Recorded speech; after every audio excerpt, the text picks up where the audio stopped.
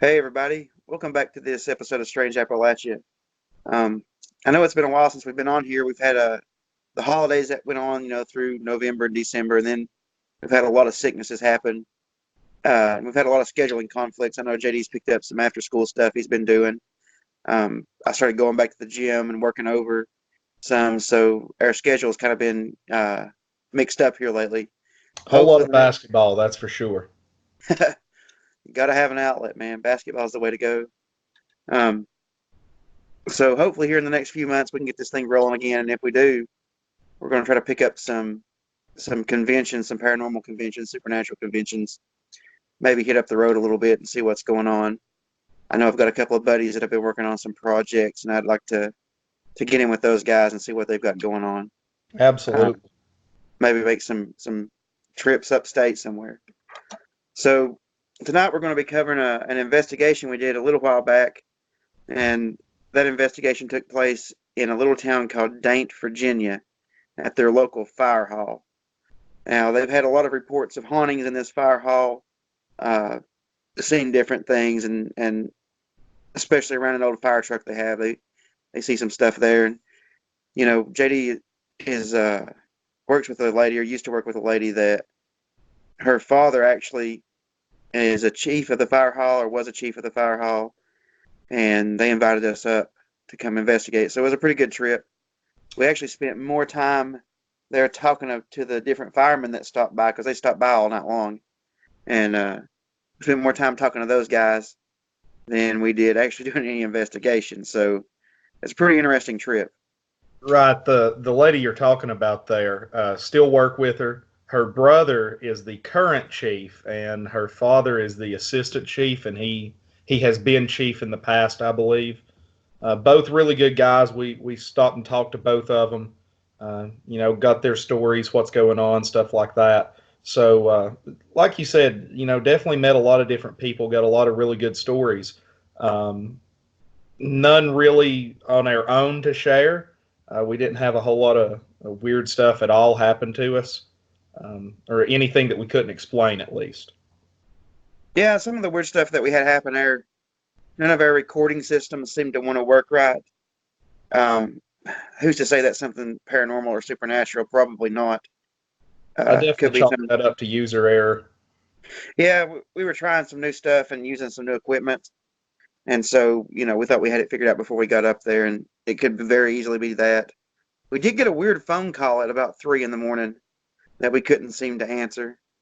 And It seems like every time, that phone call came in about 4 different times, woke us up. yeah, it seemed like every time we would get up to go answer the phone, it would quit ringing, and then as soon as Start somebody ringing would get again. comfortable So again, it would, that was pretty weird.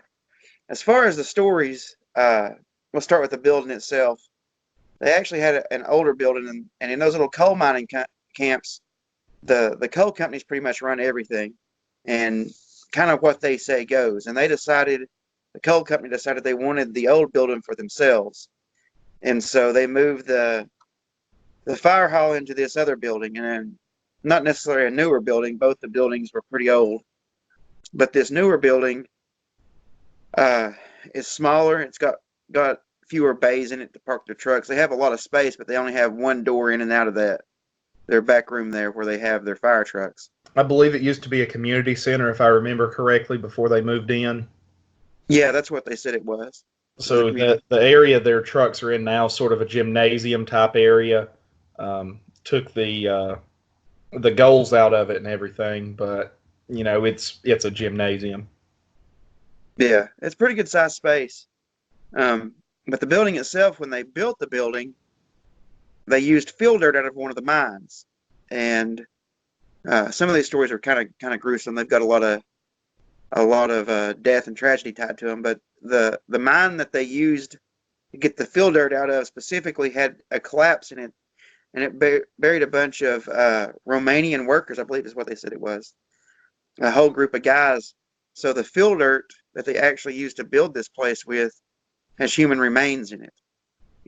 Who knows what size they are, small, medium, or large, but the guys that were trapped down in there, they didn't even have names recorded for these guys. A lot of times when they bring in, or they used to bring in workers like that, kind of like temporary workers or people just passing through looking for jobs like these Romanian guys or Hungarian guys. They wouldn't record names. They would just give them a number and send them underground. I And definitely so, think it was Hungarian instead of Romanian. Not that think, that really matters. yeah. Um, but they would send those guys underground without even names. And so, the families from these guys after this collapse happened wouldn't even know that these guys were dead. It would just be a husband or a son or a brother that came up missing, and no answers as to who, what, when, where, how, or why. And so, that's kind of they've got a memorial built out front to all the people in the area that have lost their lives in the mines. And these poor guys can't even be put on that memorial because they don't have names. Right. And a lot of these firefighters that we talk to, they have loved ones and family members that are on that memorial that have died in the mines. And you get these little coal camps like that, and even the bigger cities, or bigger towns, I guess they're not really cities, like Big Stone where we grew up in.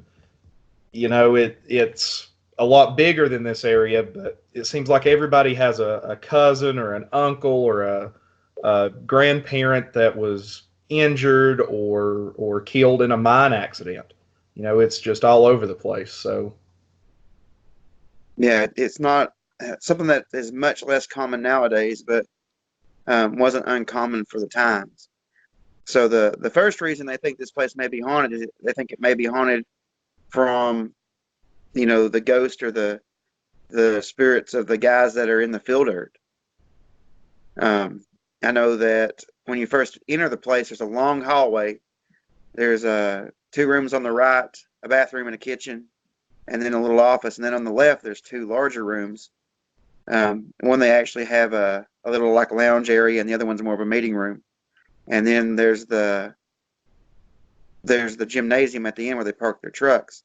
And supposedly, there's a guy that walks up and down that hallway at night. Now we set a camera up in that hallway, looking to catch something, and the camera, we could hear it click on and off like it was recording something, but it never picked anything up. right, and that story originates, actually. If I remember correctly, there's four rooms on the right as you go down that hallway. Right? Is that That's correct? right. That's correct. The first room, it was locked. We couldn't go in it, but it used to be an office for the water department or the something like that. Is that right? That's right. It was the water department. And when they first moved into that building, they shared the building space with the water department. And the firefighters we talked to would tell us that the ladies that worked in there would see this guy walk down the hallway, or hear him walk down the hallway, and they described him as a taller, sort of heavy set guy, balding or bald. Um, and the firefighters themselves have talked about seeing him while they're in there, um, in between calls or during meetings or whatever, that this guy would walk down the hallway and they go out there and there'd be nobody there. Um, like you said, no evidence of that whatsoever. But 99% of the time, and I think we've talked about this on here before, you set out to go ghost hunting and you've got all these great ideas and great stories, and then you get out there and it doesn't happen. That happens to you most of the time. Yeah, I would have been more surprised if we had found something because of how rare it is to go out and look for these things and actually find them. I know that those guys, none of them wanted to be on camera. We asked just about every one of them if they wanted to tell their story on camera, and not a single one of them wanted to be. Uh, so, Which is really fair, because I barely want to be on camera most of the time. that's true. Yeah, you find that a lot in these areas. These people have stories to tell, but they don't want their names attached to them. So, don't expect to bring up any names in this story, in this broadcast. But it seemed the most of those guys that were there were terrified of that hallway, and they kept telling stories about how other firefighters didn't want to be in that hallway, or how when they would come in, they would run through that hallway just to get through it. Um, so, take that for what it is. The hallway was kind of spooky, I'll give it that, and I could see how it could make you very uncomfortable. I mean, it's long and it's dark. It's pretty scary. I can see why you'd want to get through it pretty quick. But that's one of the big things they reported uh, was that there was a guy that walked up and down that hallway. Once again, we never saw him. Right. One of the other things that, or one of the other stories we heard was there was one of the firefighters was in there one night after a meeting. Everybody else was outside. He was in there closing up, locking up, something like that. And uh, he was in the area where the bay is, where the fire trucks are. And something spooked him from the hallway. He said he saw a mist or something, and he turned to run out the bay door, which was open. And as he was running, something hit the switch, closed the bay door, and he just barely got out before it closed. And they went back and checked the camera, and sure enough, you could see a mist coming down the hallway or coming out of the door into the bay from the hallway, and him nowhere near the switch to close the bay door. So the bay door basically closed on its own. So that was definitely a spooky story that they had. And another firefighter was telling us that they had their meeting one night and were standing outside talking and had locked everything up, and were just standing out in the parking lot talking, and they heard what sounded like somebody still inside banging on the bay door, um, which of course there's nobody inside. So who would be doing that? Nobody knows. Uh, Yeah, his actual words were they were giving it hell. yes. So, you know, and the green mist that came down the hallway, it was actually he was working on his truck, is what it was. Okay. Him and another guy, they pulled that truck in there, and they were working on it, and the one guy had stepped out, and he was still in there, and it spooked him, and he went out the door, and of course the door shut behind him, and the keys were still in the place, so the door had to open back up, and it did, and that's how they got back in to get their keys. So, that's a crazy story to hear. And Yeah. one of the things go Like I ahead. said, we spent a whole lot of time out there in that bay, trying to hear something, or anything that we could to try to figure out if maybe wind was blowing through to hit that door. That actual bay door was broken at the time. They had it strapped, held down. They could open it if they needed to get the trucks out, but the electrical mechanism to open it had went out, so we weren't able to mess with that door any at all, or mess with that mechanism. But it's a very solid door, and I don't think that wind coming through there could have caused the phenomenon that they were talking about. Yeah, as far as the mist goes that they saw, I have no idea. I wouldn't even know how to recreate that in that place. I mean, there's no wind to be blowing. I mean, the place was warm, like hot from the heat. So there's not a lot of air leaks or anything like that. And you look around it, and there's really nothing to recreate a smoke or a mist on the inside of that place. I know you kept saying you kept hearing a weird popping noise while we were out there in the bays. I never did hear it. Yeah, it was just one time there was it sounded like somebody was taking a plastic water container, what is it, 100-gallon, Yeah, 100-gallon water containers, and were tapping on it. Is what it sounded to me like. But there were several of those in there, but none of them were really in the area that I heard it coming from. And as in hindsight, we went back and tried to recreate it by tapping on those, and it wasn't exactly the same sound. It was more hollow than what I heard. So that was strange for sure, but not anything that I would, even remotely chalk up to being supernatural. yeah. Another story they told with those bays back there is they actually had a car accident, and it killed several people. And to extract the bodies, they had to take them back into those bays to do it.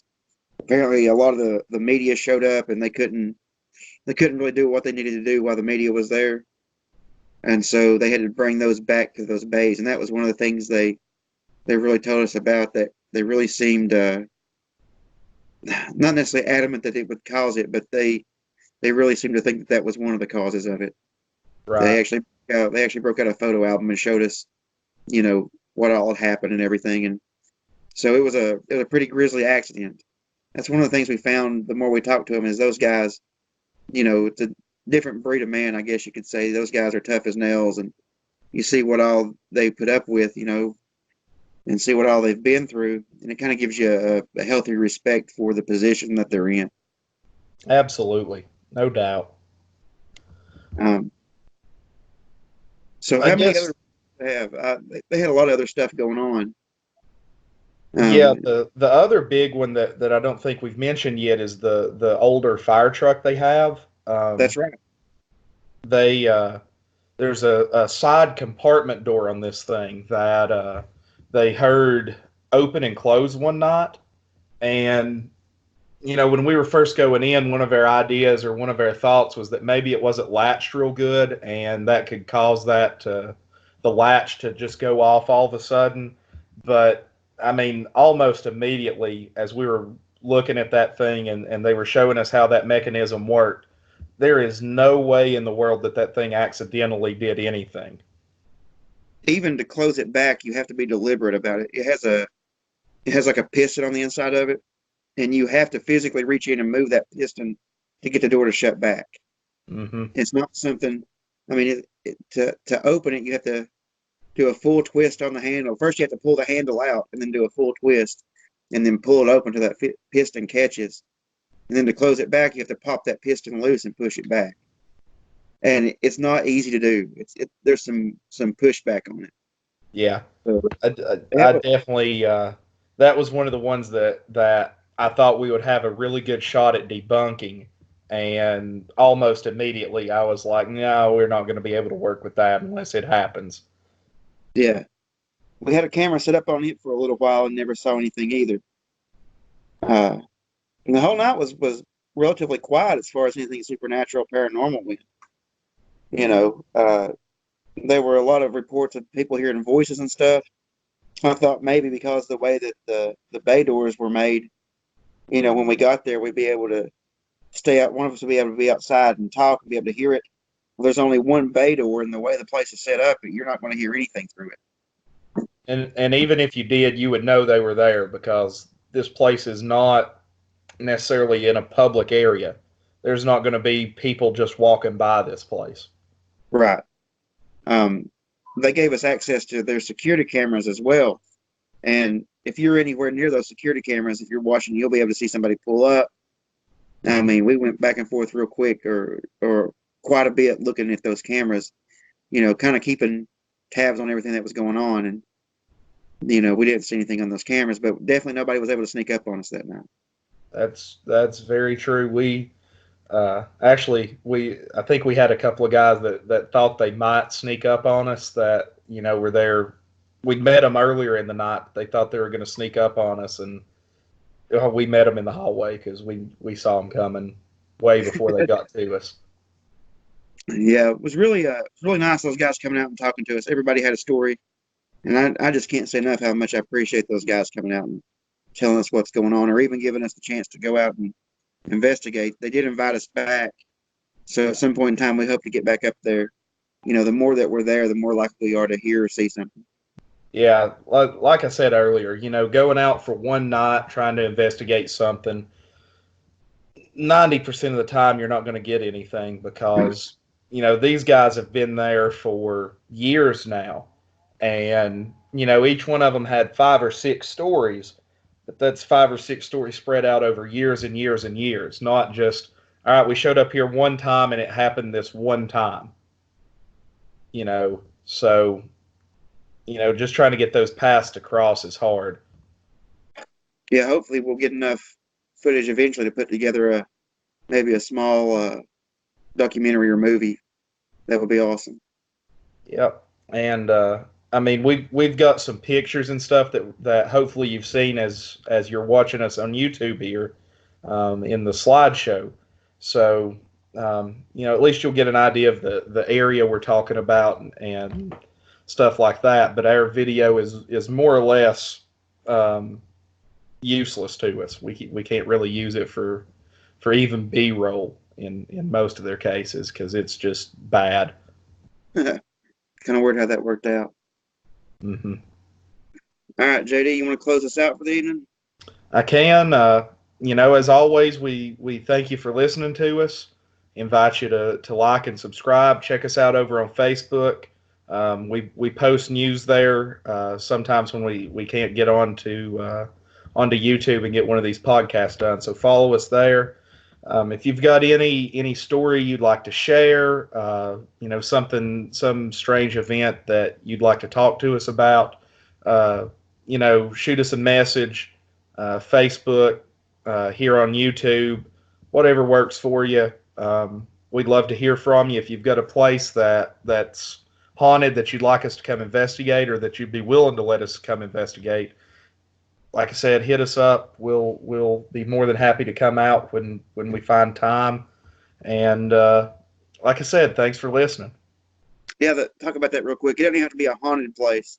I know we said a haunted right there, but if you've got some kind of cryptid that you've seen, or got some kind of weird activity going on, just give us a holler. We'll be happy to come out. Yeah, I wasn't really sure what the word for that would be, but anything strange you've got going on, let us know. We'll be happy to come check it out. Awesome. See y'all next week. Take it easy.